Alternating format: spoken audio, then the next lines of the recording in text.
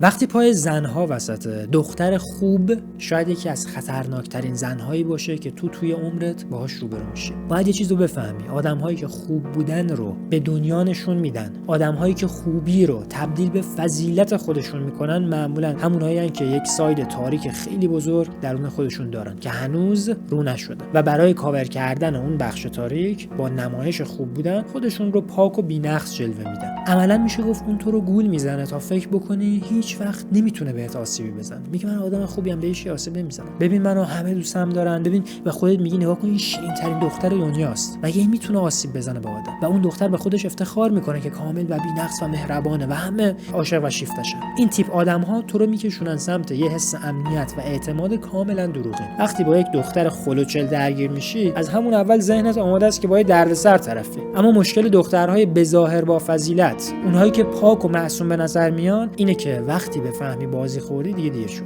تو قبلا از نظر احساسی روش سرمایه‌گذاری کردی. پس اگر عاشق همچین زنی شدی، ازت میخوام همیشه این جمله رو تو ذهنت حفظ بکنی که هر چیزی از هر کسی برمیاد، حتی اون زن. اگر میخوای بیشتر واسط بمونه، اصلا جوری وانمود نکن که تو مثل فرشته آسمونی میبینیش. جوری نشون بده که مثل بقیه دختراست و تا وقتی با معیارهای تو پیش میره لایق عشق و توجه تو. به محض اینکه از معیارهای تو فاصله گرفت، میذاریش کنار بدون اینکه خللی توی زندگیت وارد بشه. همینو بس و تمام.